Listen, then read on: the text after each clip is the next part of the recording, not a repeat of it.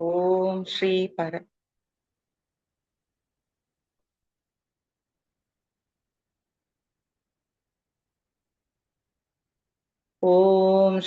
परमात्मने नमः। श्रीमद्भगवद्गीता अथ पंचमोऽध्यायः। कर्मसन्न्यासयोगः।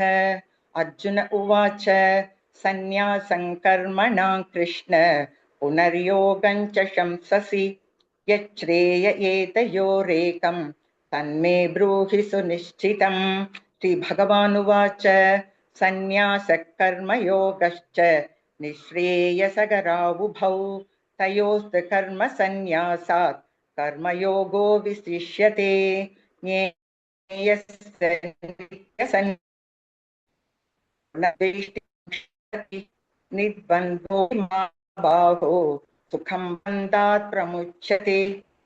साङ्ख्ययोगबृहद्बालाः प्रवतन्ति न पण्डिताः एकमप्यास्थितः सम्यक् उभयोर्विन्दते फलम्। यत् साङ्ख्यैः प्राप्यते स्थानं तत् योगैरभिगम्यते। एकं साङ्ख्यं च योगं च य पश्यति स पश्यति। सन्न्यासस्तु महाबाहो दुःखमाप्तुमयोगतः योगयुक्तो मुनिर्ब्रह्म न चिरेणाधिगच्छति। योगयुक्तो विशुद्धात्मा विजितात्मा जितेन्द्रियः सर्वभूतात्मभूतात्मा कुर्वन्नपि न लिप्यते। नैव किञ्चित् करोमीति युक्तो मन्येत तत्त्ववित्। पश्यन् शृण्वन् स्पृशन् जिघ्रन् अश्नन् गच्छन् स्वपन् श्वसन् प्रलपन् विसृजन् गृह्णन् उन्मिषन् निमिषन्नपि इन्द्रियाणीन्द्रियार्थेषु वर्तन्त इति धारयन् ब्रह्मण्याधाय कर्माणि सङ्गं त्यक्त्वा करोति यः लिप्यतेन स पापेन पद्मपत्रविमाम्भसा। कायेन मनसा बुद्ध्या केवलैरिन्द्रियैरपि योगिनः कर्म कुर्वन्ति सङ्गं त्यक्त्वात्मशुद्धये। युक्तः कर्मफलं त्यक्त्वा शान्तिमाप्नोति नैष्टिकीम्। अयुक्तः कामकारेण फले सक्तो निबध्यते। सर्वकर्माणि मनसा सन्न्यस्यास्ते सुखौ वशी। नवद्वारे पुरे देहि नैव कुर्वन्न कारयन् न कर्तृत्वं न कर्माणि लोकस्य सृजति प्रभुः। न कर्मफलसंयोगं स्वभावस्तु प्रवर्तते। नादत्ते कस्यचित् पापं न चैव सुकृतौ विभुः। अज्ञानेनावृतज्ञानं तेन मुह्यन्ति जन्तवः। ज्ञानेन तु तज्ज्ञानं येषान्नाशितमात्मनः तेषान्मादित्यवज्ञानं प्रकाशयति तद्बुद्धयस्तदात्मानः तन्निष्ठास्तत्परायणाः गच्छन्तः पुनरावृत्तिं ज्ञाननिद्धूतकल्मषाः। विद्याविनयसम्पन्ने ब्राह्मणे गविहस्तिनि शुनि चैव स्वपाके च पण्डिता समदर्शिनः। इहैव तर्जितः सर्गः येषां साम्ये स्थितं मनः निर्दोषं हि समं ब्रह्म तस्माद् ब्रह्मणि ते स्थिताः। न प्रहृष्येत् प्रियं प्राप्य नोद्विजेत् प्राप्य चाप्रियं। स्थिरबुद्धिरसम्मूढः ब्रह्मविद् ब्रह्मणि स्थितः। बाह्यस्पर्शेष्वसक्तात्मा विन्दत्यात्मनि यत् सुखं स ब्रह्मयोगयुक्तात्मा सुखमक्षयमश्नुते।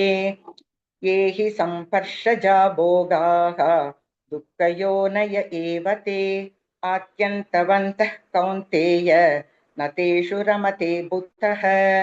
शक्नोति हैव यः सोढुं राक्षरीरविमोक्षणात् कामक्रोधो भवौ वेगं स युक्तः स सुखी नरः। योऽन्तः सुखोऽन्तरारामः तथान्तर्ज्योतिरेव यः स योगी ब्रह्मनिर्वाणं ब्रह्मभूतोऽधिगच्छति। लभन्ते ब्रह्मनिर्वाणं ऋषयः क्षीणकल्मषाः। छिन्न द्वैतायदात्मानः सर्वभूतहिते रताः कामक्रोधवियुक्तानां यतीनाय च चेतसाम् अभितो ब्रह्मनिर्वाणं वर्तते विदितात्मनां स्पर्शान् कृत्वा बहिर्बाह्यान् चक्षुश्चैवान्तरे भ्रुवोः प्राणापानौ समौ कृत्वा नासाभ्यन्तरचारिणौ यत्तेन्द्रियमनोबुद्धिः मुनिर्मोक्षपरायणः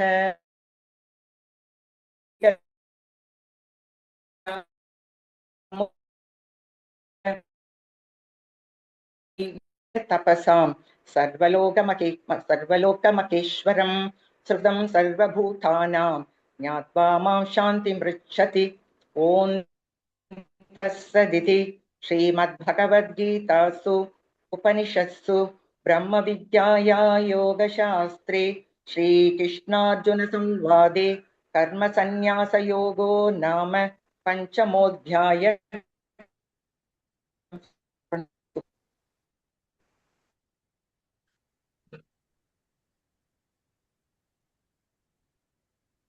ओम श्री परमात्मने नमः।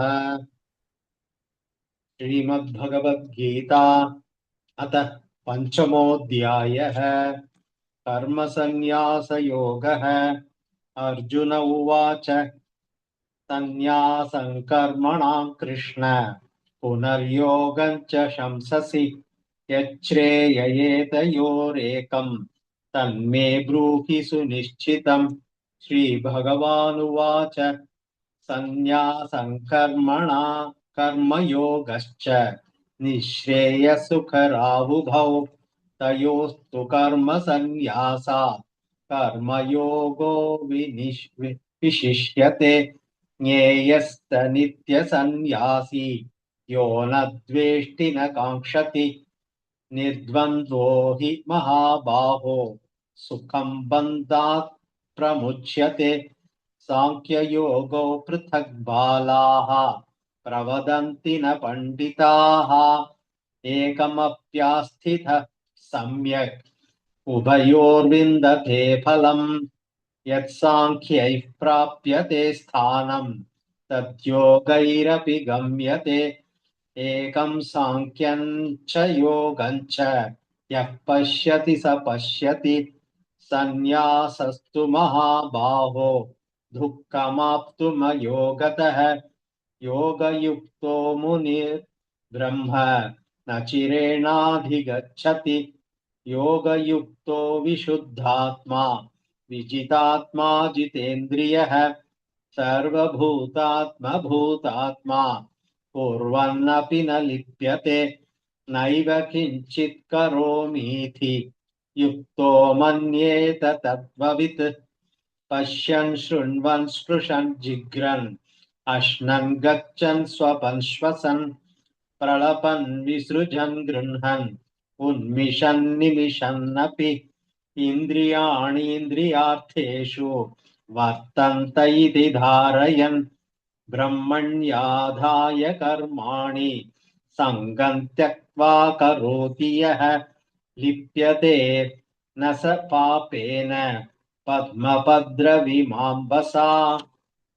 कायेन मनसा बुद्ध्या केवलैरिन्द्रियैरपि योगिनः कर्म कुर्वन्ति सङ्गं त्यक्त्वात्मशुद्धये। युक्तः कर्मफलं त्यक्त्वा शान्तिमाप्नोति नैष्ठिकीम्। अयुक्तः कामकारेण फले सक्तो निबध्यते। सर्वकर्माणि मनसा सन्न्यस्यास्ते सुखं वशी। नवद्वारे पुरे देहि नैव कुर्वन्न कारयन् अकर्तृत्वन्न कर्माणि लोकस्य सृजति प्रभुः। न कर्मफलसंयोगं स्वभावस्तु प्रवर्तते। नादत्ते कस्यचित् पापं न चैव सुकृतौ विभुः। अज्ञानेनावृतं ज्ञानं तेन मुह्यन्ति जन्तवः। ज्ञानेन तु तदज्ञानम् येषां नाशितमात्मनः तेषामादित्यवज्ञानम् प्रकाशयति तत्परम् तद्बुद्धयस्तदात्मानः तन्निष्ठास्तत्परायणाः गच्छन्त्यपुनरावृत्तिम् ज्ञाननिर्धूतकल्मषाः विद्याविनयसम्पन्ने ब्राह्मणे गविहस्तिनि शुनि चैव श्वपाके च पण्डिताः समदर्शनः इहैव तैर्जितः सर्ग येषां साम्ये स्थितं मनः निर्दोषं हि समं ब्रह्म तस्मात् ब्रह्मणि ते स्थिताः न प्रहृष्येत् प्रियं प्राप्य नो द्विजेत् प्राप्य चाप्रियं स्थिरबुद्धिरसम्मूढः ब्रह्मविद् ब्रह्मणि स्थितः बाह्यस्पर्शेष्वसक्तात्मा विन्दत्यात्मनि यत्सुखम् तब्रह्मयोगयुक्तात्मा सुखमक्षयमश्नुते ये हि सम्पश्यजा भोगाः दुःखयोनय एव ते आद्यन्तवन्तः कौन्तेय न तेषु रमते बुधः शक्नोतीहैव यः सोढुम् प्राक्शरीरविमोक्षणात् कामक्रोधोद्भवौ वेगम् स युक्तः स सुखी नरः योऽन्तः सुखोऽन्तरारामः तथा तज्ज्योतिरेव यः स योगी ब्रह्मनिर्वाणम् ब्रह्मभूतोऽधिगच्छति लभन्ते ब्रह्मनिर्वाणम् ऋषयः क्षीणकल्मषः खिन्नद्वैधा यतात्मानः सर्वभूतहिते रताः कामक्रोधवियुक्तानाम् यतीनायतचेतसाम् अभितो ब्रह्मनिर्वाणम् वर्तते विदितात्मनाम् स्पर्शान् कृत्वा बहिर्बाह्यान् चक्षुश्चैवान्तरे भ्रुवोः प्राणापानौ समौ कृत्वा नासाभ्यन्तरचारिणौ यतेन्द्रियमनोबुद्धिः मुनिर्मोक्षपरायणः विगतेच्छाभयक्रोधः यः सदा मुक्त एव सः भोक्तारयज्ञतपसाम् सर्वलोकमहेश्वरम् सुहृदं सर्वभूतानां ज्ञात्वा मां शान्तिमृच्छति ॐ तत्सदिति श्रीमद्भगवद्गीतासु उपनिषत्सु ब्रह्मविद्याया योगशास्त्रे श्रीकृष्णार्जुनसंवादे कर्मसन्न्यासयोगो नाम पञ्चमोऽध्यायः।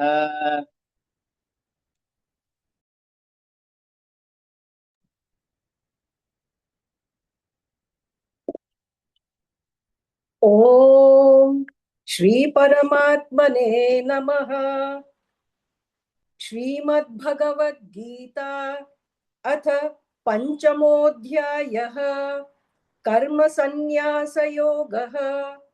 अर्जुन उवाच सन्न्यासं कर्मणां कृष्ण पुनर्योगं च शंससि यच्छ्रेय एतयोरेकम् तन्मे ब्रूहि सुनिश्चितम्।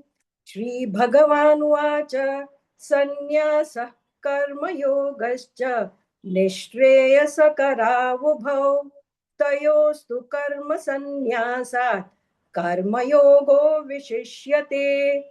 ज्ञेयः स नित्यसन्न्यासी यो न द्वेष्टि न काङ्क्षति निर्द्वन्द्वो हि महाबाहो सुखं बन्धात् प्रमुच्यते। सांख्ययोगौ पृथक् बालाः प्रवदन्ति न पण्डिताः एकमप्यास्थितः सम्यक् उभयोर्विन्दते फलम्। यत् सांख्यैः प्राप्यते स्थानं तद्योगैरपि गम्यते एकं साङ्ख्यं च योगं च यः पश्यति स पश्यति सन्न्यासस्तु महाबाहो दुःखमाप्तुमयोगतः योगयुक्तो मुनिर्ब्रह्म न चिरेणाधिगच्छति योगयुक्तो विशुद्धात्मा विजितात्मा जितेन्द्रियः सर्वभूतात्मभूतात्मा कुर्वन्नपि न लिप्यते नैव किञ्चित् करोमीति युक्तो मन्येत तत्त्ववेत् पश्यन् शृण्वन् स्पृशन् जिघ्रन् अश्नन् गच्छन् स्वपन् श्वसन् प्रलपन् विसृजन् गृह्णन् उन्मिषन् निमिषन्नपि इन्द्रियाणीन्द्रियार्थेषु वर्तन्त इति धारयन् ब्रह्मण्याधाय कर्माणि सङ्गं त्यक्त्वा करोति यः लिप्यते न स पापेन पद्मपत्रमिवाम्भसा कायेन मनसा बुद्ध्या केवलैरिन्द्रियैरपि योगिनः कर्म कुर्वन्ति सङ्गं त्यक्त्वात्मशुद्धये युक्तः कर्मफलं त्यक्त्वा शान्तिमाप्नोति नैष्ठिकीम् अयुक्तः कामकारेण फले सक्तो निबध्यते सर्वकर्माणि मनसा सन्न्यस्यास्ते सुखौ वशी नवद्वारे पुरे देहि नैव कुर्वन्न कारयन् न कर्तृत्वं न कर्माणि लोकस्य सृजति प्रभुः न कर्मफलसंयोगं स्वभावस्तु प्रवर्तते नादत्ते कस्यचित् पापं न चैव सुकृतौ विभुः अज्ञानेनावृतं ज्ञानं तेन मुह्यन्ति जन्तवः ज्ञानेन तु तदज्ञानं येषान्नाशितमात्मनः तेषामादित्यवज्ज्ञानं प्रकाशयति तत्परम् तद्बुद्धयस्तदात्मानः तन्निष्ठास्तत्परायणाः गच्छन्त्य पुनरावृत्तिं ज्ञाननिर्धूतकल्मषाः विद्या विनयसम्पन्ने ब्राह्मणे गविहस्तिनि शुनि चैव श्वपाके च पंडिताः समदर्शिनः इहैव तैर्जितः सर्गः येषां साम्ये स्थितं मनः निर्दोषं हि समं ब्रह्म तस्मात् ब्रह्मणि ते स्थिताः न प्रहृष्येत् प्रियं प्राप्य नोद्विजेत् प्राप्य चाप्रियम् स्थिरबुद्धिरसम्मूढः ब्रह्मविद् ब्रह्मणि स्थितः बाह्यस्पर्शेष्वसक्तात्मा विन्दत्यात्मनि यत् सुखम् स ब्रह्मयोगयुक्तात्मा सुखमक्षयमश्नुते ये हि संस्पर्शजा भोगाः दुःखयोनय एव ते आद्यन्तवन्तः कौन्तेय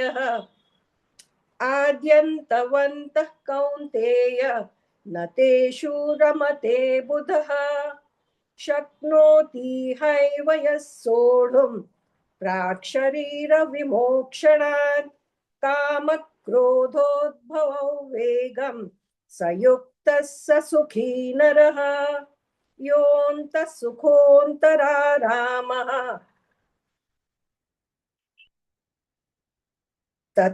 तथान्तर्ज्योतिरेव यः स योगी ब्रह्मनिर्वाणं ब्रह्मभूतोऽधिगच्छति लभन्ते ब्रह्मनिर्वाणं ऋषयः क्षीणकल्मषाः छिन्नद्वैधायतात्मानः सर्वभूतहिते रताः कामक्रोधवियुक्तानां यतीनायतचेतसाम् अभितो ब्रह्मनिर्वाणं वर्तते विदितात्मनाम् स्पर्शान् कृत्वा बहिर्बाह्यान् चक्षुश्चैवान्तरे भ्रुवोः प्राणापानौ समौ कृत्वा नासाभ्यन्तरचारिणौ यतेन्द्रियमनो बुद्धिः मुनिर्मोक्षपरायणः विगतेच्छा भयक्रोधः यः सदा मुक्त एव सः भोक्तारै यज्ञतपसां सर्वलोकमहेश्वरं सुहृदं सर्वभूतानां ज्ञात्वा मां शान्तिमृच्छति ॐ तत्सदिति श्रीमद्भगवद्गीतासु उपनिषत्सु ब्रह्मविद्यायां योगशास्त्रे श्रीकृष्णार्जुनसंवादे कर्मसन्न्यासयोगो नाम पञ्चमोऽध्यायः।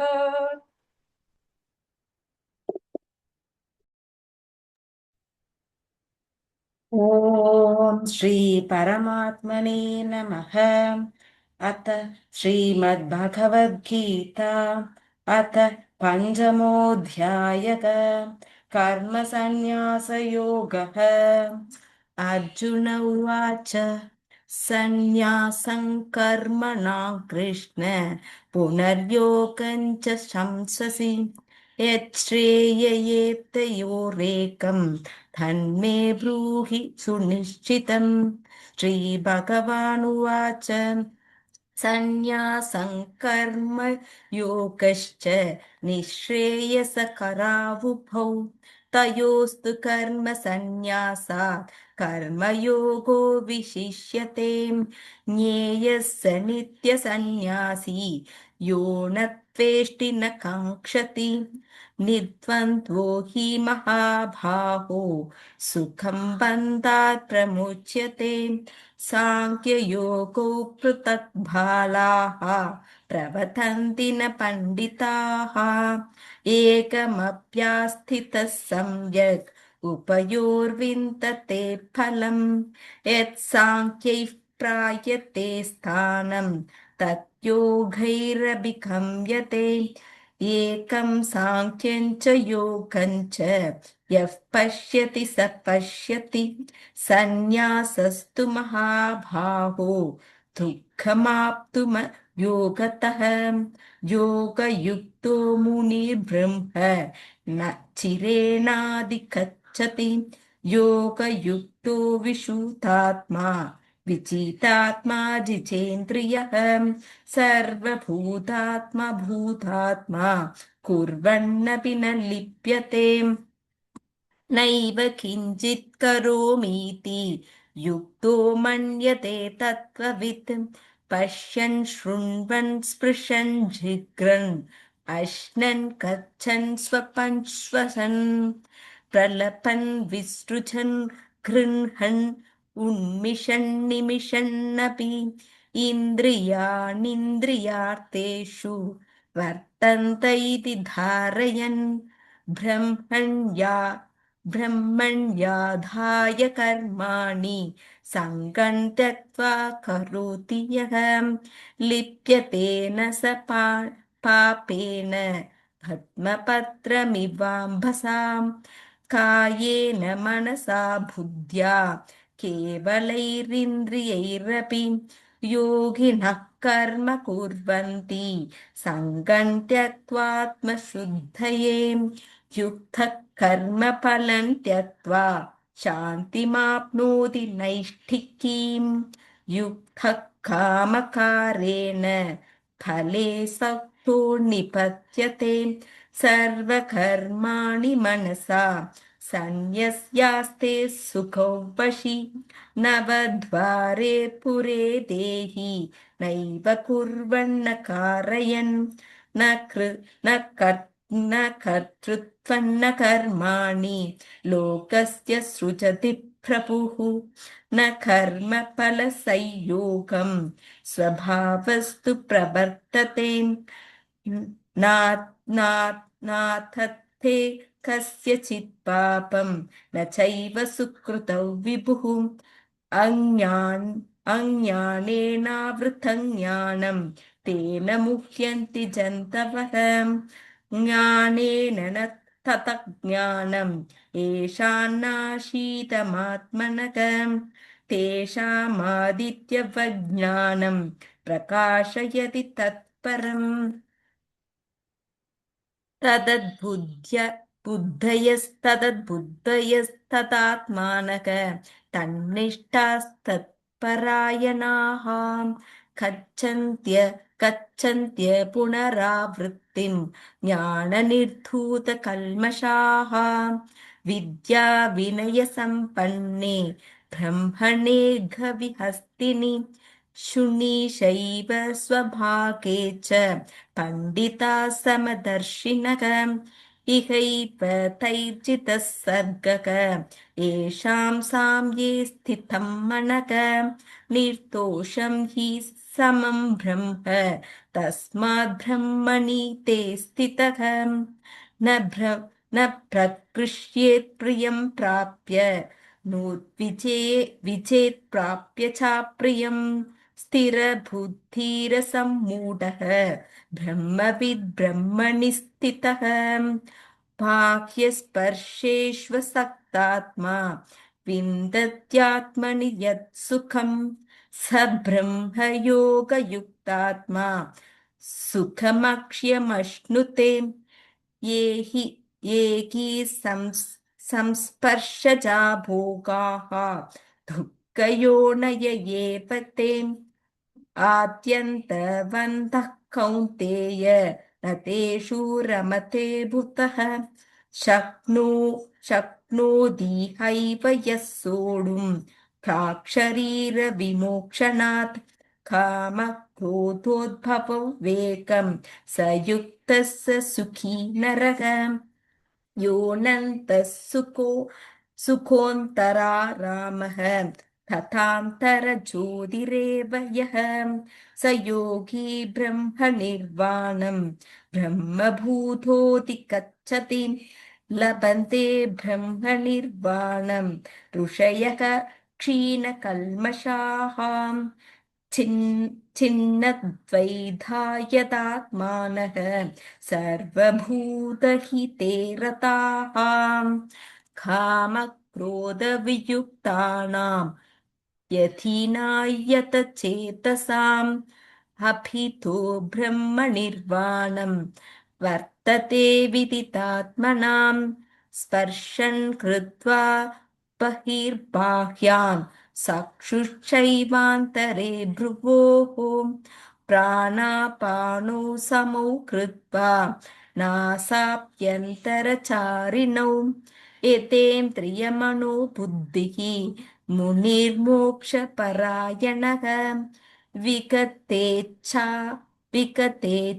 भयक्रोधः यः सथा मुक्त एव सः भोक्तारय्यतपसां सर्वलोकमकेश्वरं सुकृतं सर्वभूतानां ज्ञात्वा मां शान्तिमृच्छति ॐ तत्सदिति श्रीमद्भगवद्गीतासु उपनिषत्सु ब्रह्मविद्याया योगशास्त्रे श्रीकृष्णार्जुनसंवादे कर्मसन्न्यासयोगो नाम पञ्चमोऽध्यायः। श्रीकृष्णार्पणमस्तु।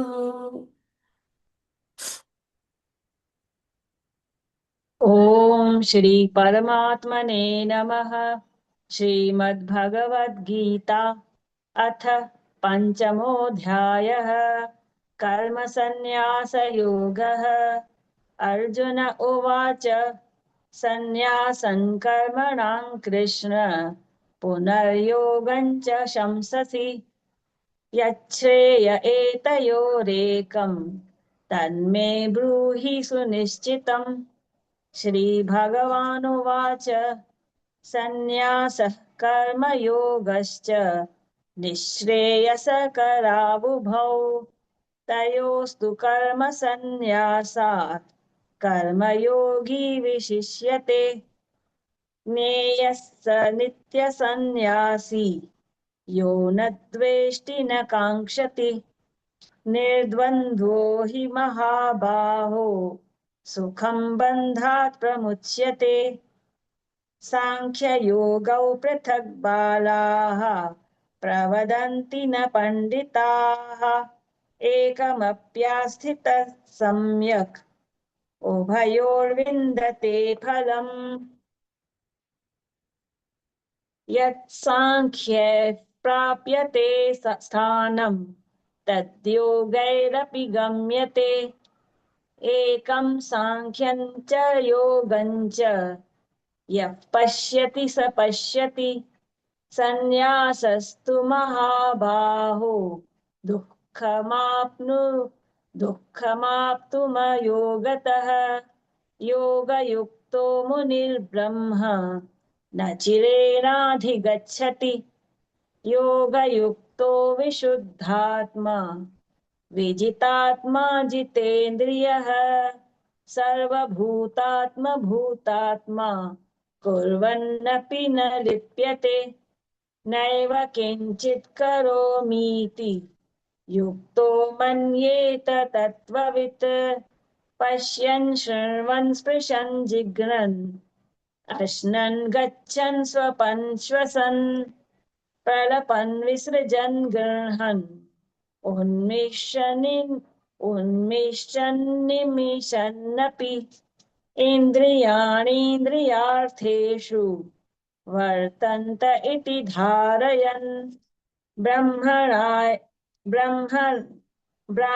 ब्रह्मण्याधाय कर्माणि सङ्गं त्यक्त्वा करोति यः लिप्यते न स पापेन पद्मपत्रमिवाम्भसा कायेन मनसा बुद्ध्या केवलैरिन्द्रियैरपि योगिनः कर्म कुर्वन्ति सङ्गं त्यक्त्वात्मशुद्धये युक्तः कर्मफलं त्यक्त्वा शान्तिमाप्नोति नैष्ठिकीम् अयुक्तः कामकारेण फले सक्तो निबध्यते सर्वकर्माणि मनसा सन्न्यस्यास्ते सुखौ वशी नवद्वारे पुरे देहि नैव कुर्वन्न कारयन् न कर्तृत्वं न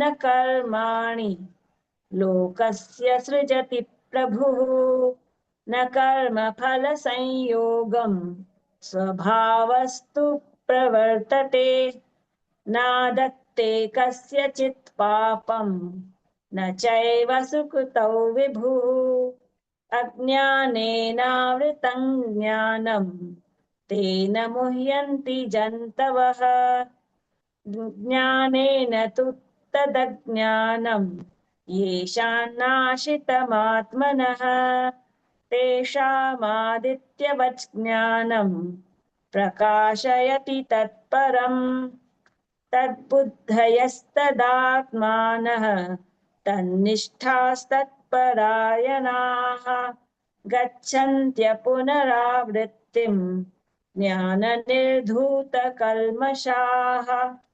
विद्याविनयसम्पन्ने ब्राह्मणे गविहस्तिनि शुनि चैव श्वपाके च पण्डिताः समदर्शिनः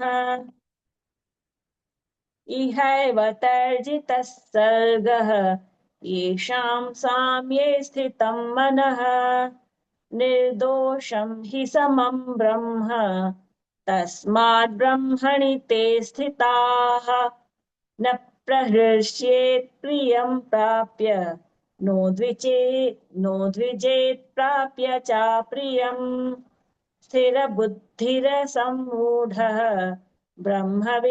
ब्रह्मणि स्थितः बाह्यस्पर्शेष्वसक्तात्मा विन्दत्यात्मनि यत्सुखम् स ब्रह्म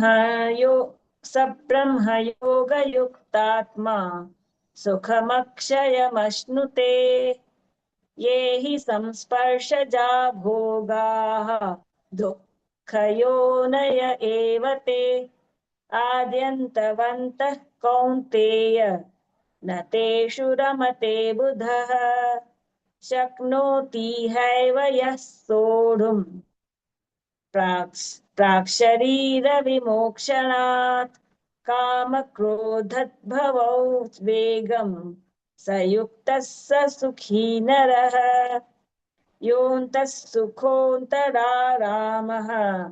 तथान्तर्ज्योतिरेव यः स योगी ब्रह्मनिर्वाणम् ब्रह्मभूतोऽधिगच्छति लभन्ते ब्रह्मनिर्वाणम् ऋषयः क्षीणकल्मषाः छिन्नद्वैधायतात्मानः सर्वभूतहिते रताः कामक्रोधवियुक्तानाम् यतीनायतचेतसाम् अभितो ब्रह्मनिर्वाणम् वर्तते विदितात्मनाम् स्पर्शान् कृत्वा बहिर्बाह्यान् चक्षुश्चैवान्तरे भ्रुवोः प्राणापानौ समौ कृत्वा नासाभ्यन्तरचारिणौ यतेन्द्रियमनोबुद्धिः मुनिर्मोक्षपरायणः विगतेच्छाभयक्रोधः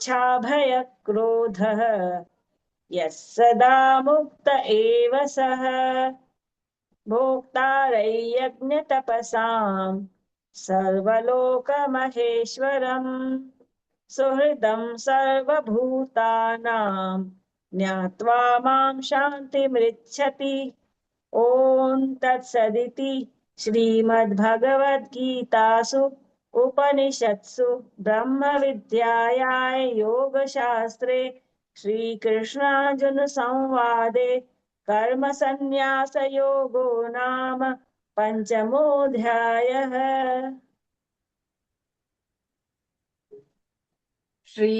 ॐ श्री परमात्मने नमः।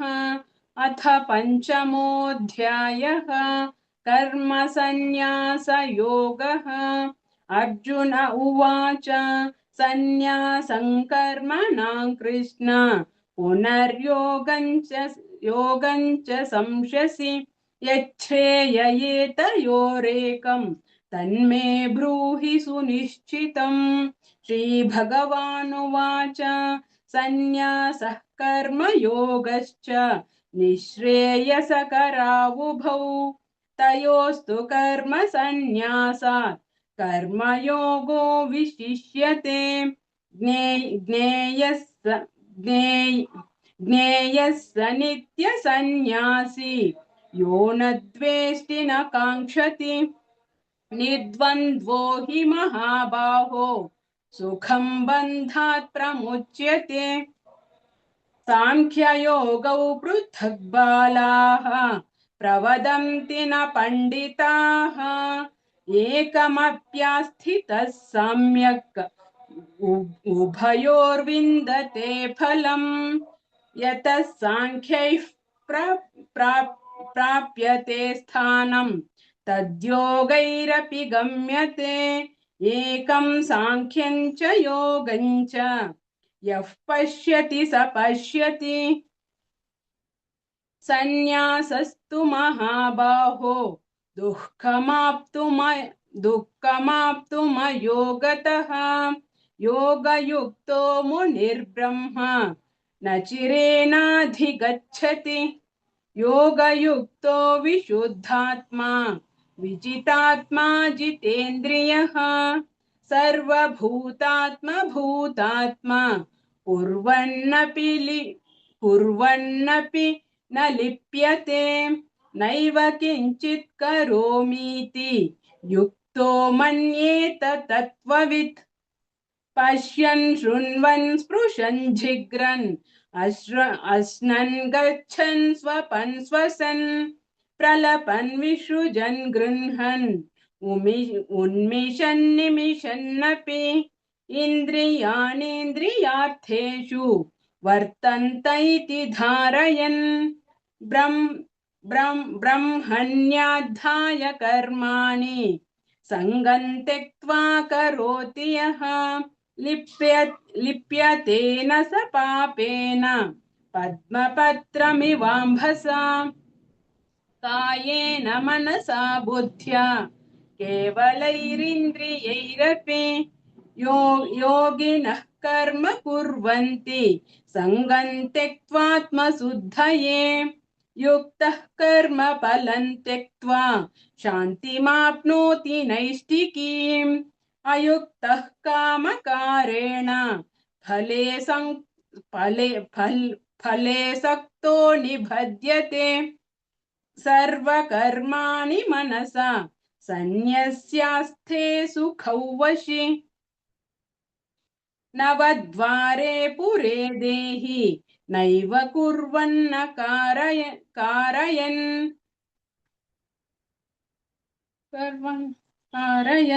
न कर्तृत्वं न कर्माणि लोकस्य सृजति प्रभुः न कर्मफलौ संयोगं स्वभावस्तु प्रवर्तते नादत्ते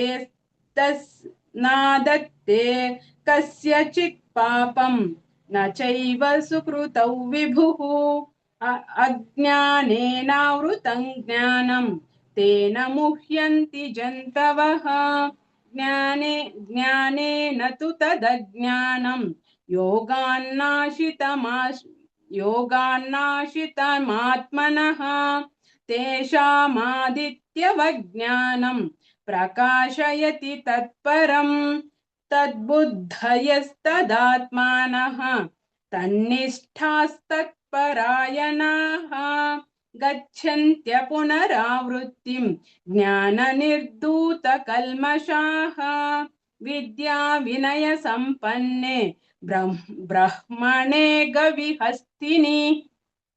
हस्तिनि शुनि चैव स्वपाके च पंडिताः समदर्शिनः इहैव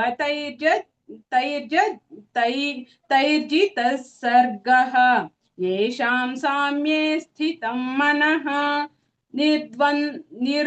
निर्दोषं हि समं ब्रह्म तस्माद् ब्रह्मणि ते स्थिताः न प्रहृष्येत् प्रियं प्राप्य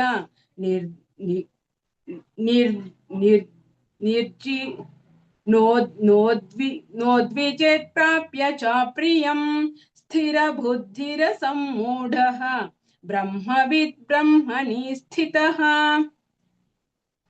बाह्यस्पर्शे स्वसक्तात्मा विन्दत्यात्मनि यत्सुखं सब्रह्मयोगयुक्तात्मा सुखमक्षयमश्नुते ये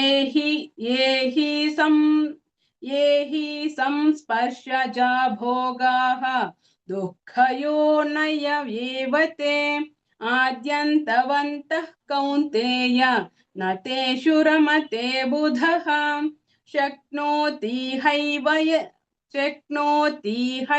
यः सोढुं प्राक्शरीरविमोक्षणात् कामक्रोधद्भवौ वेगं स युक्तः स सुखी नरः योऽन्तः सुखोऽन्तरारामः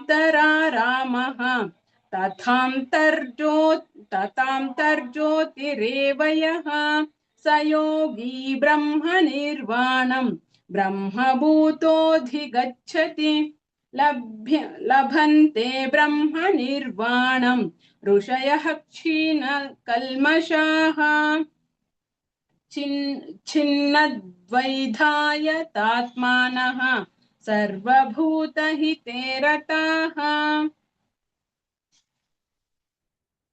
कामक्रोधवियुक्तानां यतीनायतचेतसां अभितो ब्रह्म निर्वाणं वर्तते विदितात्मनां स्पर्शान् कृत्वा बहिर्बाह्यां चक्षुश्चैवान्तरे भ्रुवोः प्राणापाने समौ कृत्वा नासाभ्यन्तरचारिणौ यतेन्द्रियमनो बुद्धिः मुनिर्मोक्षपरायणः विगतेच्छा भयक्रोधः यः सदा युक्त एव सः भोक्तारयज्ञतपसां सर्वलोकमहेश्वरं सुहृदं सर्वभूतानां ज्ञात्वा मां शान्तिमृच्छति। ओम तत्सदिति श्रीमद्भगवद्गीतासु उपनिषत्सु ब्रह्म विद्याया योगशास्त्रे श्रीकृष्णार्जुन संवादे कर्म संन्यास योगो नाम पंचमोऽध्यायः।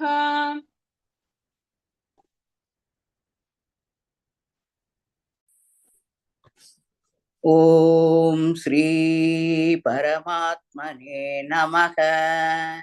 श्रीमद्भगवद्गीता अथ पंचमोऽध्यायः कर्म संन्यास योगः।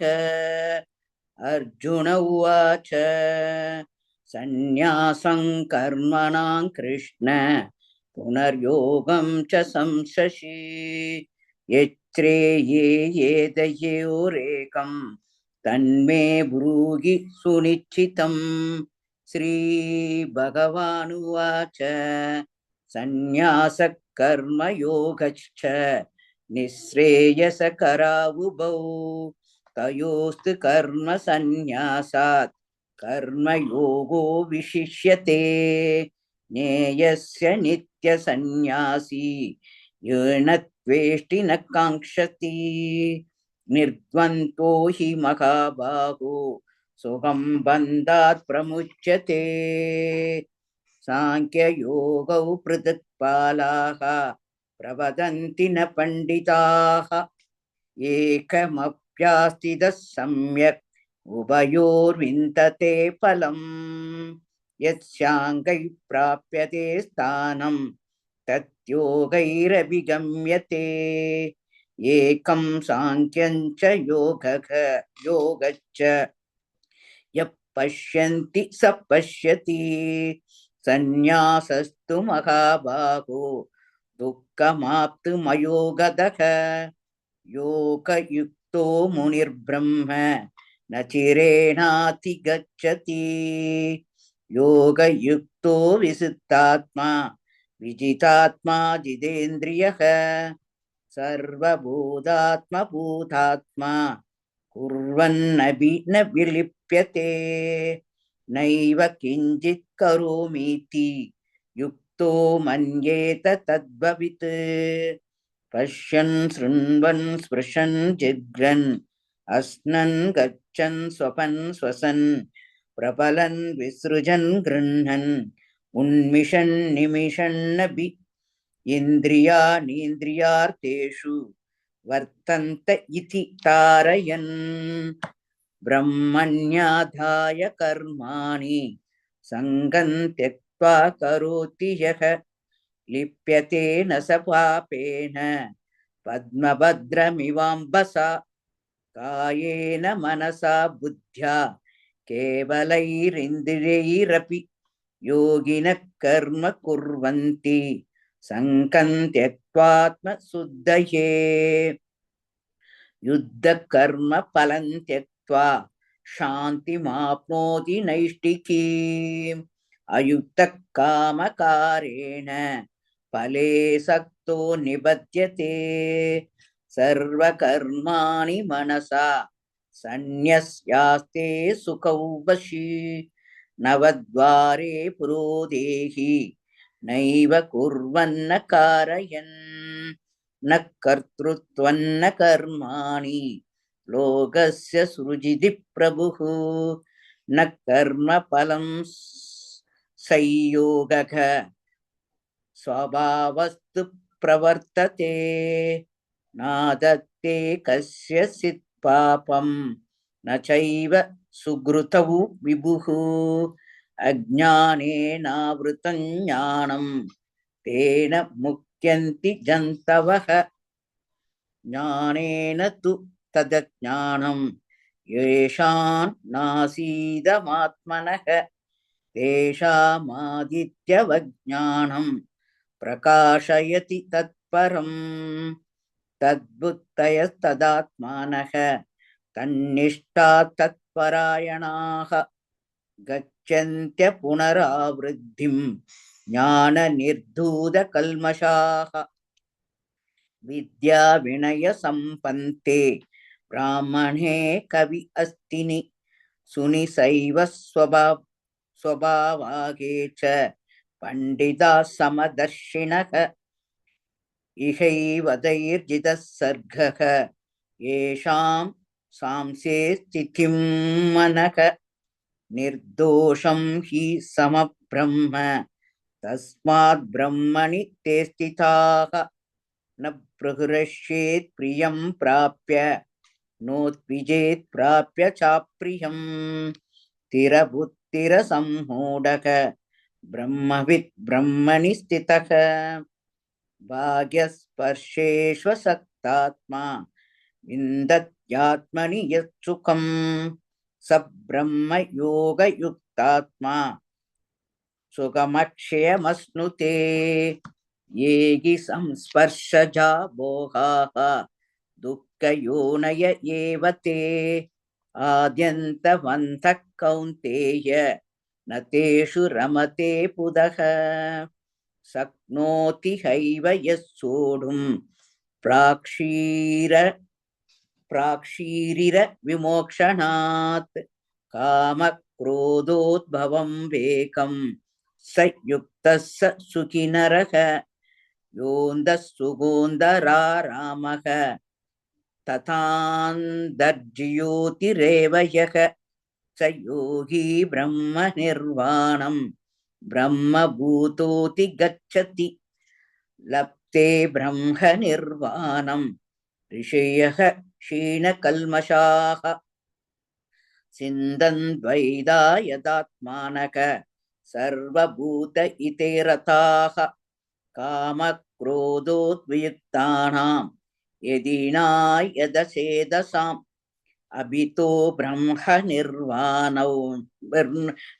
अभितो ब्रह्मनिर्वाणं वर्तते विदितात्मनां स्पर्शान् कृत्वा बहिर्भाग्यान् सुक्षुसैवान्तरे भ्रुवोः प्राणापानौ समकृत्वा नासप्यन्तरचारिणौ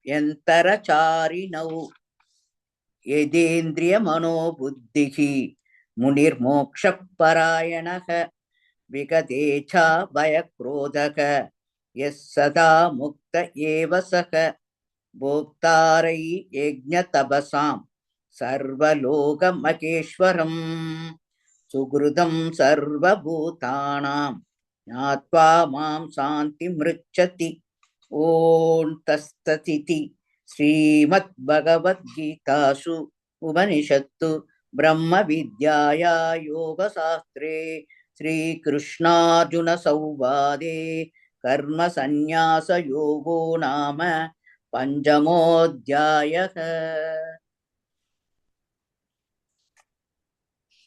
ॐ श्री परमात्मने नमः। श्रीमद्भगवद्गीता अथ पञ्चमोऽध्यायः कर्मसन्न्यासयोगः। अर्जुन उवाच सन्न्यासं कर्मणां कृष्ण पुनर्योगं च शंससि यच्छ्रेययेतयोरेकम् तन्मे ब्रूहि सुनिश्चितम्। श्रीभगवानुवाच सन्न्यासः कर्मयोगश्च निःश्रेयसकरावुभौ तयोस्तु कर्मसन्न्यासात् कर्मयोगो विशिष्यते। येयः स नित्यसन्न्यासी यो न द्वेषि न काङ्क्षति निर्द्वन्द्वो हि महाबाहो सुखं बन्धात् प्रमुच्यते साङ्ख्ययोगौ पृथक् बालाः प्रवदन्ति न पण्डिताः एकमप्यास्थितः सम्यक् उभयोर्विन्दते फलम् यत्साङ्ख्यै प्राप्यते स्थानं तद्योगैरपि गम्यते एकं साङ्ख्यं च योगं च यः पश्यति स पश्यति सन्न्यासस्तु महाबाहो दुःखमाप्तुमयो गतः योगयुक्तो मुनिर्ब्रह्म न चिरेणाधिगच्छति योगयुक्तो विशुद्धात्मा जितात्मा जितेन्द्रियः सर्वभूतात्मभूतात्मा कुर्वन्नपि न लिप्यते नैव किञ्चित् करोमीति युक्तो मन्येत तत्त्ववित् पश्यन् शृण्वन् स्पृशन् जिघ्रन् अश्नन् गच्छन् स्वपन् श्वसन् प्रलपन् विसृजन् गृह्णन् उन्मिषन् निमिषन्नपि इन्द्रियाणीन्द्रियार्थेषु वर्तन्त इति धारयन् ब्रह्मण्याधाय कर्माणि सङ्गं त्यक्त्वा करोति यः लिप्यतेन स पापेन पद्मपत्रमिवाम्भसा कायेन मनसा बुद्ध्या केवलैरिन्द्रियैरपि योगिनः कर्म कुर्वन्ति सङ्गं त्यक्त्वात्मशुद्धये युक्तः कर्मफलं त्यक्त्वा शान्तिमाप्नोति नैष्ठिकीम् अयुक्तः कामकारेण फले सक्तो निबध्यते सर्वकर्माणि मनसा सन्न्यस्यास्ते सुखौ वशी नवद्वारे पुरे देहि नैव कुर्वन्न कारयन् न कर्तृत्वन्न कर्माणि लोकस्य सृजति प्रभुः न कर्मफलसंयोगं स्वभावस्तु प्रवर्तते नादत्ते कस्यचित् पापं न चैव सुकृतौ विभुः अज्ञानेनावृतं ज्ञानं तेन मुह्यन्ति जन्तवः ज्ञानेन तु ततज्ज्ञानं येषान्नाशितमात्मनः तेषामादित्यवज्ञानं प्रकाशयति तत्परम् तद्बुद्ध्यस्तदात्मानः तन्निष्ठास्तत्परायणाः गच्छन्त्यपुनरावृत्तिं ज्ञाननिधूतकल्मषाः विद्या विनय संपन्ने ब्राह्मणे गविहस्तिनि शुनि चैव श्वपाके च पंडिताः समदर्शिनः इहैव तैर्जितः सर्गः येषां साम्ये स्थितं मनः निर्दोषं हि समं ब्रह्म तस्माद् ब्रह्मणि ते स्थिताः न प्रहृष्येत् प्रियं प्राप्य नोद्विजेत् प्राप्य चाप्रियं स्थिरबुद्धिरसम्मूढः ब्रह्मविद् ब्रह्मणि स्थितः बाह्यस्पर्शेष्वसक्तात्मा विन्दत्यात्मनि यत्सुखं स ब्रह्मयोगयुक्तात्मा सुखमक्षयमश्नुते ये हि संस्पर्शजा भोगाः दुःखयोनय एव ते आद्यन्तवन्तः कौन्तेय न तेषु रमते बुधः शक्नोति हैव यः सोढुं प्राक् शरीरविमोक्षणात् कामक्रोधात्वभं वेगं भवौ वेगं स युक्तः स सुखी नरः योऽन्तः सुखोऽन्तरारामः तथान्तर्ज्योतिरेव यः स योगी ब्रह्मनिर्वाणम् ब्रह्मभूतोऽधिगच्छति लभन्ते ब्रह्मनिर्वाणम् ऋषयः क्षीणकल्मषाः छिन्नद्वैधायतात्मानः सर्वभूतहिते रताः कामक्रोधवियुक्तानां यतीनायतचेतसाम् अभितो ब्रह्मनिर्वाणम् वर्तते विदितात्मनां स्पर्शान् कृत्वा बहिर्बाह्यान् चक्षुश्चैवान्तरे भ्रुवोः प्राणापानौ समौ कृत्वा नासाभ्यन्तरचारिणौ यतेन्द्रियमनोबुद्धिः मुनिर्मोक्षणपरायणः विगतेच्छापयक्रोधः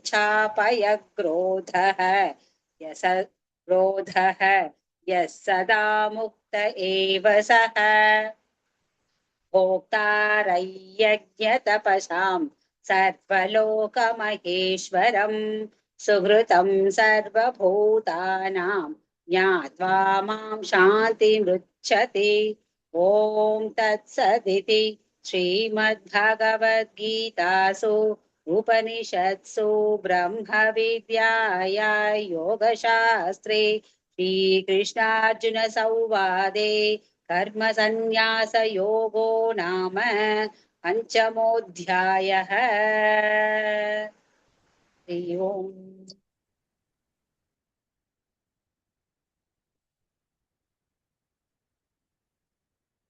ॐ श्री परमात्मने नमः।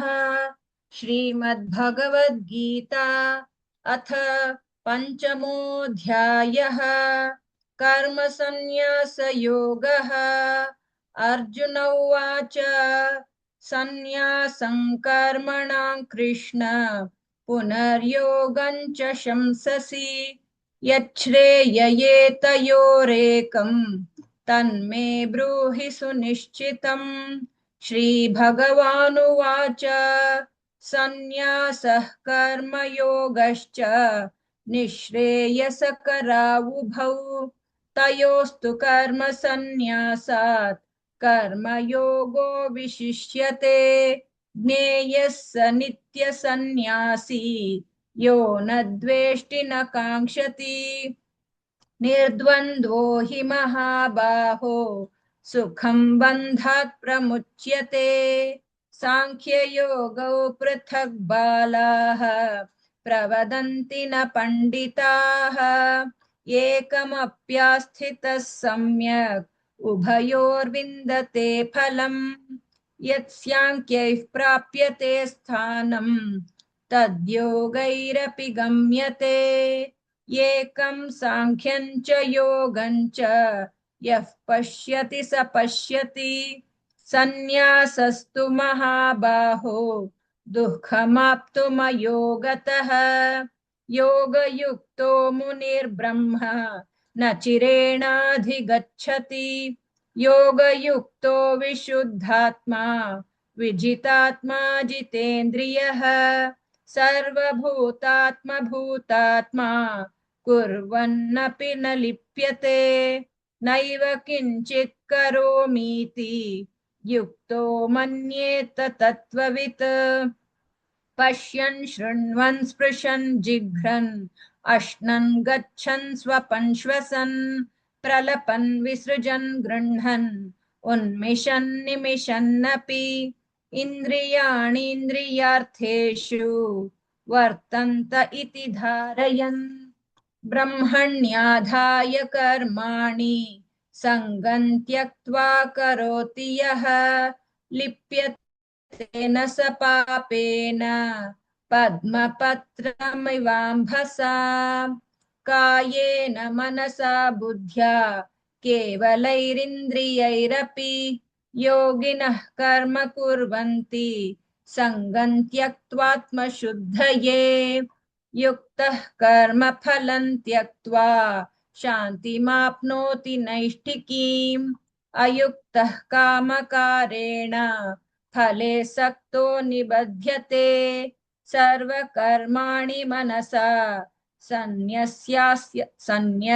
सन्न्यस्यास्ते सुखौ वशी नवद्वारे पुरे देहि नैव कुर्वन्न कारयन् न कर्तृत्वं न कर्माणि लोकस्य सृजति प्रभुः न कर्मफलसंयोगं स्वभावस्तु प्रवर्तते नादत्ते कस्यचित् पापं न चैव सुकृतौ विभुः अज्ञानेनावृतं ज्ञानं तेन मुह्यन्ति जन्तवः ज्ञानेन तु तदज्ञानं येषान्नाशितमात्मनः तेषामादित्यवज्ञानं प्रकाशयति तत्परं तद्बुद्धयस्तदात्मानः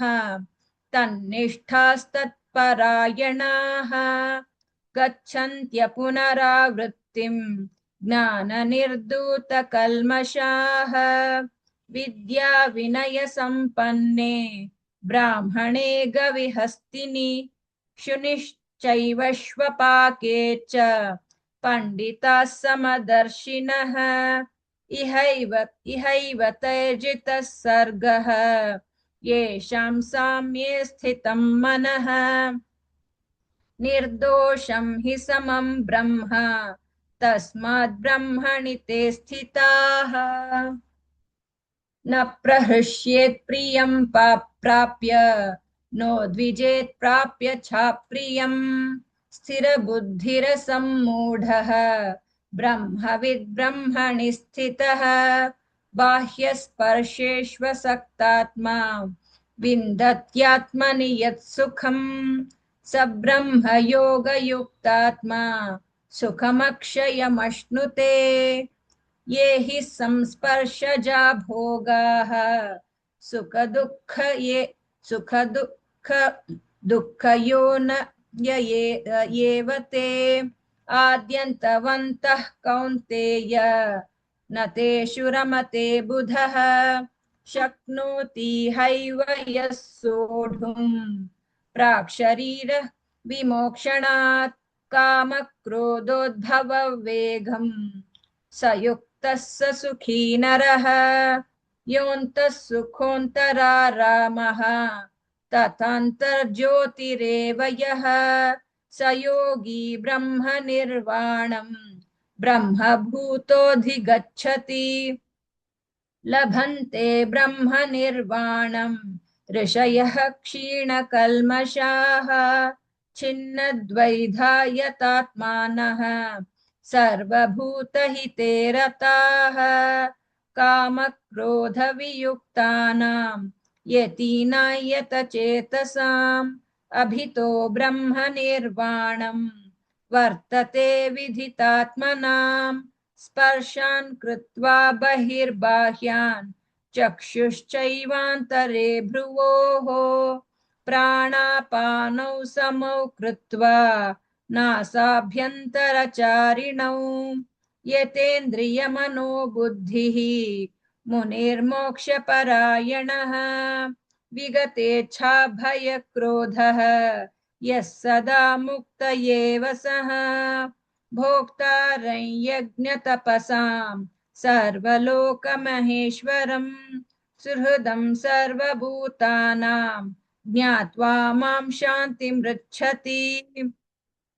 ॐ तत्सदिति श्रीमद्भगवद्गीतासु उपनिषत्सु ब्रह्मविद्यायां योगशास्त्रे श्रीकृष्णार्जुनसंवादे कर्मसन्न्यासयोगो नाम पञ्चमोऽध्यायः। श्रीकृष्णार्पणमस्तु। ॐ श्री परमात्मने नमः। श्रीमद्भगवद्गीता अथ पञ्चमोऽध्यायः कर्मसन्न्यासयोगः।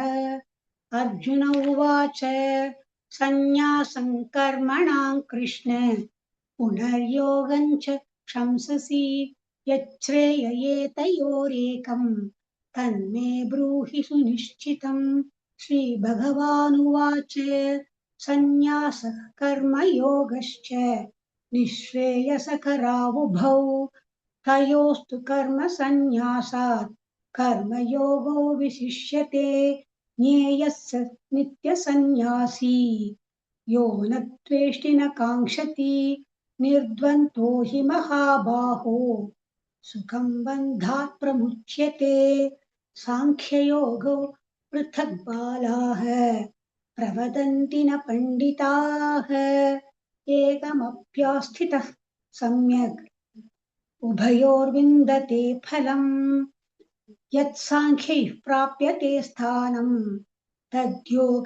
तद्योगैरपि गम्यते एकं साङ्ख्यं च योगं च यः पश्यति स पश्यति सन्न्यासस्तु महाबाहो दुःखमाप्तुम योगतः योगयुक्तो मुनिर्ब्रह्म न चिरेणाधिगच्छति योगयुक्तो विशुद्धात्मा विजितात्मा जितेन्द्रियः सर्वभूतात्मभूतात्मा कुर्वन्नपि न लिप्यते नैव किञ्चित् करोमीति युक्तो मन्येत तत्त्ववित् पश्यन् शृण्वन् स्पृशन् जिघ्रन् अश्नन् गच्छन् स्वपन् श्वसन् प्रलवन् विसृजन् गृह्णन् उन्मिषन्नपि इन्द्रियाणीन्द्रियार्थेषु वर्तन्ते इति धारयन् ब्रह्मण्याधाय कर्माणि सङ्गं त्यक्त्वा करोति यः लिप्यते न स पापेन पद्मपत्रमिवाम्भसा कायेन मनसा बुद्ध्या केवलैरिन्द्रियैरपि योगिनः कर्म कुर्वन्ति सङ्गं त्यक्त्वात्मशुद्धये युक्तः कर्मफलं त्यक्त्वा शान्तिमाप्नोति नैष्ठिकीम् अयुक्तः कामकारेण फले सक्तो निबध्यते सर्वकर्माणि मनसा सन्न्यस्यास्ते सुखौ वशी नवद्वारे पुरे देहि नैव कुर्वन्न कारयन् न कर्तृत्वं न कर्माणि लोकस्य सृजति प्रभुः न कर्मफलसंयोगं स्वभावस्तु प्रवर्तते नादत्ते कस्यचित् पापं न चैव सुकृतौ विभुः अज्ञानेनावृतं ज्ञानं तेन मुह्यन्ति जन्तवः ज्ञानेन तु तदज्ञानं येषां नाशितमात्मनः तेषामादित्यवज्ञानं प्रकाशयति तत्परम् तद्बुद्धयस्तदात्मानः तन्निष्ठास्तत्परायणाः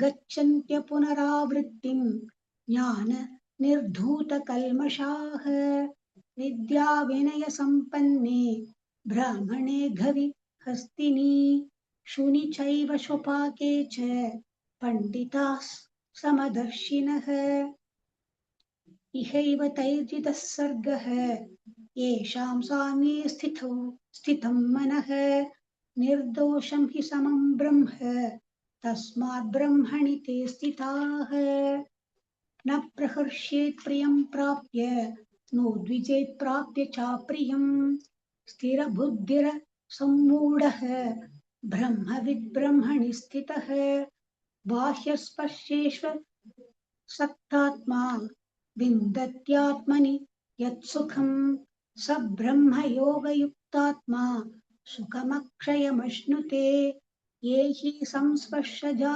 भोगाः दुःखयोनय एव ते आद्यन्तवन्तः कौन्तेय न तेषु रमते बुधः शक्नोति हैव यः सोढुम् प्राक्शरीरं विमोक्षणात् कामक्रोधोद्भवौ वेगम् सयुक्तः सुखिनः सुखी नरः योऽन्तः सुखोऽन्तरारामः तथान्तर्ज्योतिरेव यः स योगी ब्रह्मनिर्वाणं ब्रह्मभूतोऽधिगच्छति लभन्ते ब्रह्मनिर्वाणं ऋषयः क्षीणकल्मषाः छिन्नद्वैधां यतात्मानः सर्वभूतहिते रताः कामक्रोधवियुक्तानां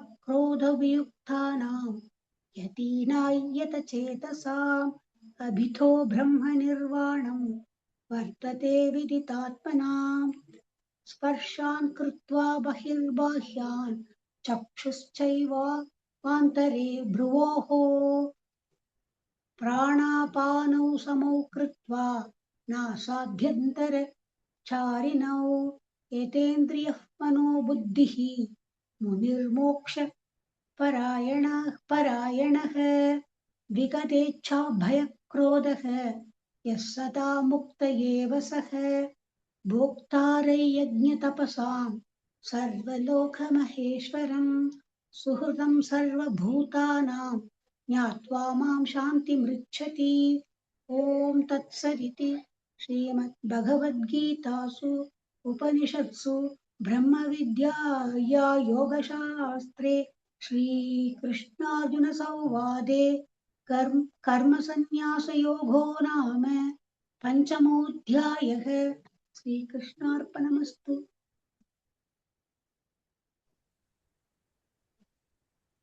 ॐ श्री परमात्मने नमः।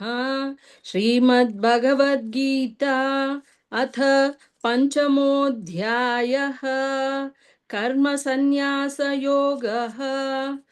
अर्जुन उवाच सन्न्यासं कर्मणां कृष्ण पुनर्योगं च शंससि यच्छ्रेय एतयोरेकं तन्मे ब्रूहि सुनिश्चितम्। श्रीभगवानुवाच सन्न्यासः कर्मयोगश्च निःश्रेयसकरावुभौ तयोस्तु कर्मसन्न्यासात् कर्मयोगो विशिष्यते। ज्ञेयः स नित्यसन्न्यासी यो न द्वेष्टि न काङ्क्षति निर्द्वन्द्वो हि महाबाहो सुखं बन्धात् प्रमुच्यते। साङ्ख्ययोगौ पृथक् बालाः प्रवदन्ति न पण्डिताः एकमप्यास्थितः सम्यक् उभयोर्विन्दते फलम्। यत्साङ्ख्यैः प्राप्यते स्थानं तद्योगैरपि गम्यते। एकं साङ्ख्यं च योगं च यः पश्यति स पश्यति। सन्न्यासस्तु महाबाहो दुःखमाप्तुं योगतः योगयुक्तो मुनिर्ब्रह्म न चिरेणाधिगच्छति। योगयुक्तो विशुद्धात्मा विजितात्मा जितेन्द्रियः सर्वभूतात्मभूतात्मा कुर्वन्नपि न लिप्यते। नैव किञ्चित् करोमीति युक्तो मन्येत तत्त्ववित्। पश्यन् शृण्वन् स्पृशन् जिघ्रन् अश्नन् गच्छन् स्वपन् श्वसन् प्रलपन् विसृजन् गृह्णन् उन्मिषन् निमिषन्नपि इन्द्रियाणीन्द्रियार्थेषु वर्तन्त इति धारयन् ब्रह्मण्याधाय कर्माणि सङ्गं त्यक्त्वा करोति यः लिप्यते न स पापेन पद्मपत्रमिवाम्भसा। कायेन मनसा बुद्ध्या केवलैरिन्द्रियैरपि योगिनः कर्म कुर्वन्ति सङ्गं त्यक्त्वात्मशुद्धये। युक्तः कर्मफलं त्यक्त्वा शान्तिमाप्नोति नैष्टिकीम्। अयुक्तः कामकारेण फले फले सक्तो निबध्यते सर्वकर्माणि मनसा सन्न्यास्यास्ते सुखं वशी नवद्वारे पुरे देहि नैव कुर्वन् कारयन् न कर्तृत्वं न कर्माणि लोकस्य सृजति प्रभुः कर्मफलसंयोगं स्वभावस्तु प्रवर्तते नादत्ते कस्यचित् पापं न चैव सुकृतौ विभुः अज्ञानेनावृतं ज्ञानं तेन मुह्यन्ति जन्तवः ज्ञानेन तु तदज्ञानं येषां नाशितमात्मनः तेषामादित्यवज्ञानं प्रकाशयति तत्परम् तद्बुद्धयस्तदात्मानः तन्निष्ठास्तथा तत्परायणाः गच्छन्त्या पुनरावृत्तिं ज्ञाननिर्धूतकल्मषाः विद्या विनयसम्पन्ने ब्राह्मणे गविहस्तिनि शुनि चैव श्वपाके च पंडिता समदर्शिनः इहैव तैर्जितः सर्गः येषां साम्यस्थितं मनः निर्दोषं हि समं ब्रह्म तस्मात् ब्रह्मणि ते स्थिताः न प्रहृष्येत् प्रियं प्राप्य नोद्विजेत् प्राप्य चाप्रियं स्थिरबुद्धि रसं मूढः ब्रह्मविद् ब्रह्मणि स्थितः बाह्यस्पर्श स्वसक्तात्मा विन्दात्यात्मनि यत्सुखं न ब्रह्मयोग युक्तात्मा सुखमक्षयमश्नुते यहि संस्पर्शजायो भोगाः दुःखयोनय एव ते आद्यन्तवन्त कौन्तेय न तेषु रमते बुधः शक्नोति हैव यः सोढुं प्राक्शरीरविमोक्षणात् कामक्रोधोद्भवौ वेगं स युक्तः स सुखी नरः योऽन्तः सुखोऽन्तरारामः तथान्तर्ज्योतिरेव यः स योगी ब्रह्मनिर्वाणं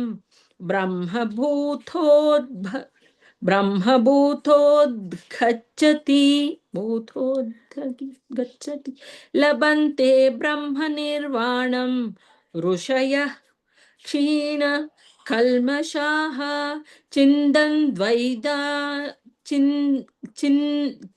छिन्नद्वैदायतात्मानः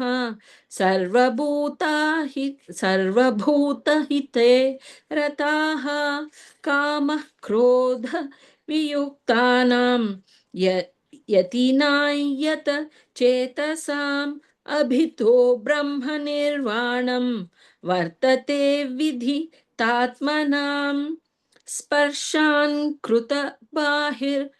स्पर्शान् कृत्वा बहिर्बाह्यान् चक्षुश्चैवान्तरे भ्रुवोः प्राणापानौ समौ कृत्वा नासाभ्यन्तरचारिणौ यतेन्द्रियमनोबुद्धिः मुनिर्मोक्षपरायणः विगतेच्छाभयक्रोधः यः सदा मुक्त एव सः भोक्तारैर्यज्ञतपसां सर्वलोकमहेश्वरं सुहृदं सर्वभूतानां ज्ञात्वा मां शान्तिमृच्छति ॐ तत्सदिति श्रीमद्भगवद्गीतासु उपनिषत्सु ब्रह्मविद्यायां योगशास्त्रे श्रीकृष्णार्जुनसंवादे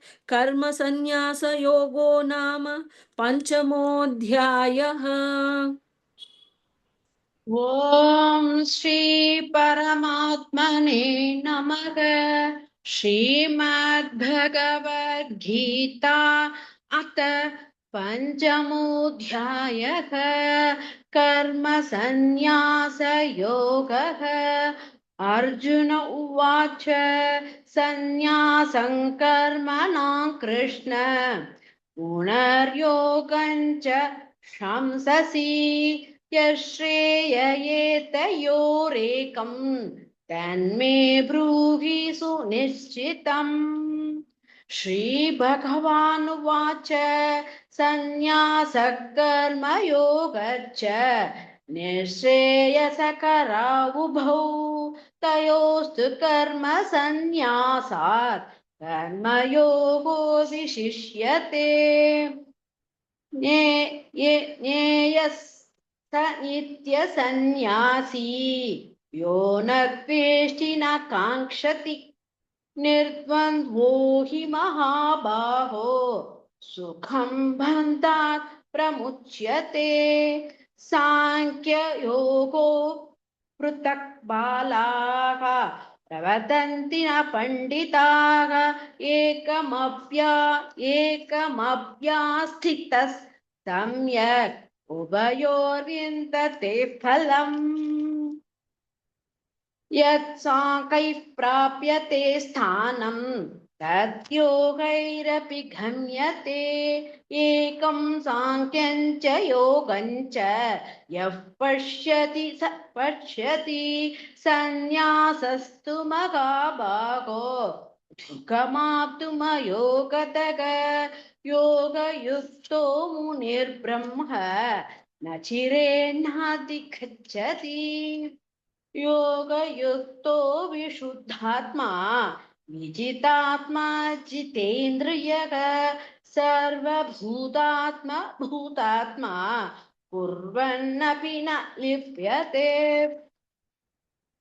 नैव किञ्चित् करोमीति युक्तो मन्येत तद्भवेत्। पश्यन् शृण्वन् स्पृशन् जिघ्रन् अश्नन् खच्चन् स्वपन् स्वशन् प्रलपन् विसृजन् गृह्णन् उन्मिषन् निमिषन्नपि इन्द्रियाणीन्द्रियार्थेषु वर्तन्त इति धारयन्। ब्रह्मण्याधाय कर्माणि सङ्गं त्यक्त्वा करोति यः लिप्यते न स पापेन पद्मपत्रमिवाम्भसा। कायेन मनसा बुद्ध्या केवलैरिन्द्रियैरपि योगिनः कर्म कुर्वन्ति सङ्गं त्यक्त्वात्मशुद्धये। युक्तः कर्मफलं त्यक्त्वा शान्तिमाप्नोति नैष्ठिकीम्। अयुक्तः कामकारेण फले सक्तो निबध्यते। सर्वकर्माणि मनसा सन्न्यस्यास्ते सुखौ वशी। नवद्वारे पुरे देहि नैव कुर्वन्न कारयन्। न कर्तृत्वं न कर्माणि लोकस्य सृजति प्रभुः। न कर्मफलस्य संयोगं स्वभावस्तु प्रवर्तते। नाधत्ते कस्यचित् पापं न चैव सुकृतौ विभुः। अज्ञानेनावृतं ज्ञानं तेन मुह्यन्ति जन्तवः। ज्ञानेन तु तदज्ञानम् येषानाशितमात्मनः। देशामादित्यवत् ज्ञानं प्रकाशयति तत्परम्। ततात्मानः तन्निष्ठास्तत्परायणाः गच्छन्त्य पुनरावृत्तिं ज्ञाननिर्धूतकल्मषाः विद्या विनयं सम्पन्ने ब्राह्मणे हवि अस्तिनि शुषि श्वपाके च पंडिता समदर्शिनः इहैव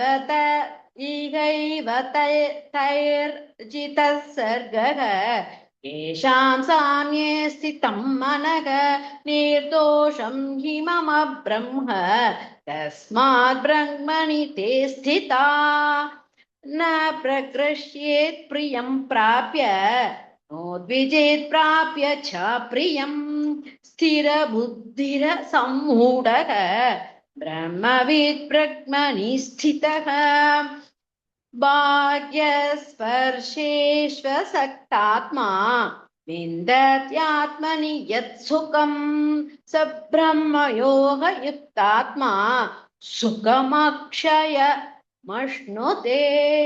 येहि संस्पर्शजा भोगाः सुखयोनय एव ते आद्यन्तवन्तः कौन्तेय न तेषु रमते बुधः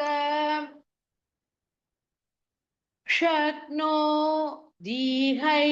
यः सोढुं प्राक्शरीरविमोक्षणात् कामः क्रोधोद्भवौ वेगं स युक्तः स सुखी नरः योऽन्तः सुकोन्दरारामः तथान्तर्ज्योतिरेव यः स योगी ब्रह्मनिर्वाणं ब्रह्मभूतोऽधि गच्छति लभन्ते ब्रह्मनिर्वाणं ऋषयः क्षीणकल्पाः छिन्नद्वैतायदात्मानः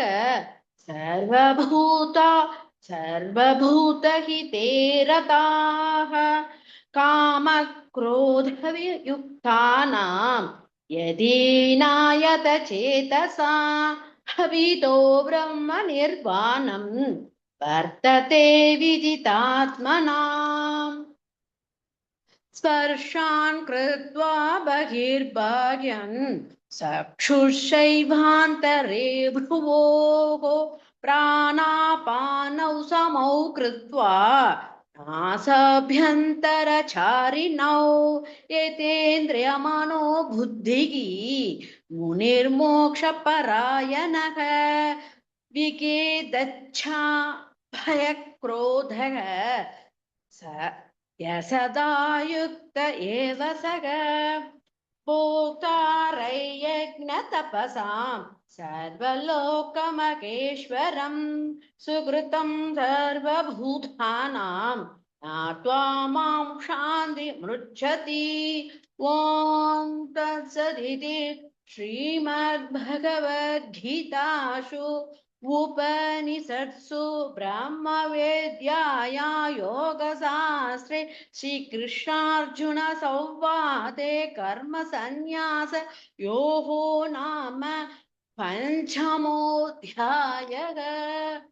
श्रीकृष्णार्पणमस्तु।